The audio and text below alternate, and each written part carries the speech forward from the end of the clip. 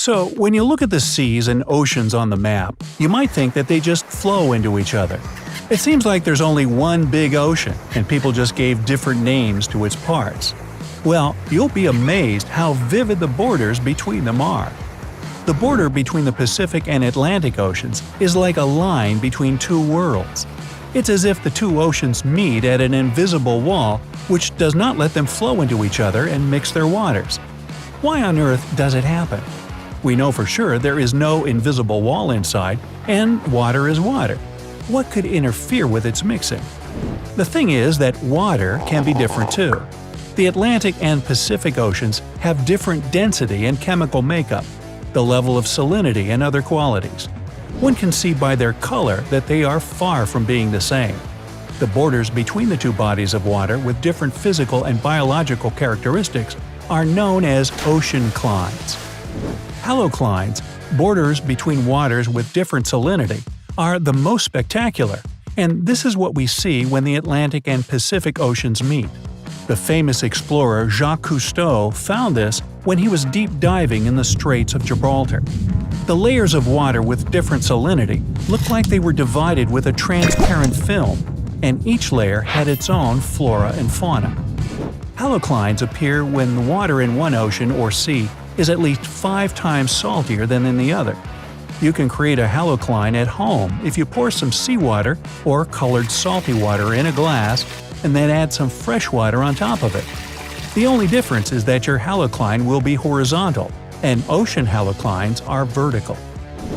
If you remember a couple of basic things from physics, you might argue that a denser liquid should finally end up lower and less dense higher. If that were true, the border between the two oceans would look not like a vertical line but as a horizontal one, and the difference between their salinity would become less obvious the closer they got to each other. So why doesn't it happen here? Well, first, the difference in density of water of the two oceans is not that great for one of them to get down and the other to rise up. And yet, it's enough to not let them mix. Still, another reason is inertia. One of the inertial forces known as the Coriolis force influences objects when they are moving in the system of axes, which, in its turn, is moving too. In simpler words, the Earth is moving, and all the moving objects on it will be acted upon by Coriolis force, deviating from their course. As a result, the objects on the Earth's surface don't move straight on, but deviate in clockwise order in the northern hemisphere and counterclockwise in the southern. But the Earth is moving slowly. It takes a planet a whole day to make a full circle around its axis. That's why the Coriolis effect gets obvious only in long time intervals, with cyclones and ocean flows. And this is why the direction of flows in the Atlantic and Pacific Oceans is different. It also doesn't let them mix. Another important difference between the two oceans' water is the strength of molecules' connection, or surface tensile strength. Thanks to this strength, molecules of a matter hold on to each other. The two oceans have a totally different surface tensile strength, and it also doesn't let them mix. Maybe they could gradually start mixing with time, but as the flows in them have opposite directions, they just don't have time to do this. We think that it's just water in both oceans, but its separate molecules meet for just a short moment and then get carried away with the ocean flow. Don't you think, though, that only the Atlantic and Pacific Oceans don't get on well with each other? There are a lot of places on the planet where water in the two seas or rivers doesn't mix. There are also thermoclines, borders between water of different temperatures, like the warm water of the Gulf Stream and much colder North Atlantic Ocean. Chemoclimes are the most amazing ones. These are borders between waters having different microclimate and chemical makeup. The Sargasso Sea is the biggest and most widely known chemocline. It is a sea within the Atlantic Ocean which has no shores, but you've got no chance not to notice it. Let's have a look at some other spectacular clines on the planet. 1. The North and Baltic Seas. These two seas meet near the Danish city of Skagen. The water in them does not mix because of different density. Sometimes you can see the waves of the two seas clash into each other, making foam. And yet their water mixes gradually. That's why the Baltic Sea is slightly saline. If there had been no water coming to it from the North Sea, It would have been a huge freshwater lake. 2. The Mediterranean Sea and the Atlantic Ocean. They meet at the Strait of Gibraltar and have a different density and salinity, so their water does not mix too. 3. The Caribbean Sea and the Atlantic Ocean. The place where they meet is near the Antilles, and it looks like someone has painted water with different shades of blue. Another place where these two meet is the Eleuthera Island of the Bahamas. The Caribbean seawater is turquoise, and the Atlantic Ocean water is dark blue. Number 4. The Suriname River and the Atlantic Ocean meet near Paramaribo in South America.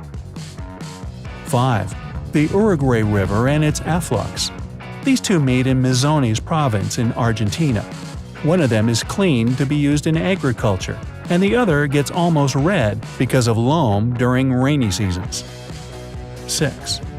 The Rio Negro and Solimões rivers, part of the Amazon River. 6 miles from Manaus in Brazil, Rio Negro and Solimões rivers run into each other, but don't mix for about 2.5 miles. The Rio Negro is dark and Solimões light. They have a different temperature and speed of flow. 7. Moselle and Rhine. They meet at Koblenz, Germany. Rhine has lighter water and Moselle darker. 8. Ilz, Danube, and Inn. The junction of these 3 rivers is in Passau, Germany. Ilz is a small mountain river to the left, the Danube is in the middle, and Inn is the light river to the right. Inn is wider than the Danube here, but still is its afflux. 9. Alaknanda and Bhagirathi rivers meet in India. Alaknanda is dark and Bhagirathi is light. 10. Irtush and Ulba flow into each other in Kazakhstan near the city whose name you'll never be able to pronounce, nor will I. You give it a shot. The Irtysh has clean water and Ulba cloudy. Number 11. The Jialing and Yangtze rivers meet in Chongqing, China. The Jialing is clean and the Yangtze is brown. 12. Irtysh and Om. These 2 rivers flow into each other in Omsk, Russia. The Irtysh is cloudy and the Om pure and transparent. 13. Chuya and Katun rivers meet in the Altai Republic, Russia. The water of the Chuya has an unusual cloudy white color here and looks dense and thick. Katun is clean and turquoise. Flowing into each other, they form a single 2-colored flow that does not mix for some time. 14. The Green and Colorado rivers. The place of their junction is Canyonlands National Park in Utah, USA. Colorado is brown and green is, green. The colors of these rivers go through rocks with different chemical makeup. That's why they have such a big contrast of colors. 15. The Rhone and Arve rivers. They flow into each other in Geneva, Switzerland. The Rhone is a pure river that flows out of the Lake of Geneva. The Arve is cloudy as it gets its water from the glaciers of the Chamonix Valley. So, what do you think about all this water? Of course it's a bad joke, like a lot of my bad pronunciations of those river names. Hey, if you learned something new today, then give the video a like and share it with a friend. And here are some other cool videos I think you'll enjoy. Just click to the left or right, and remember, stay on the bright side of life.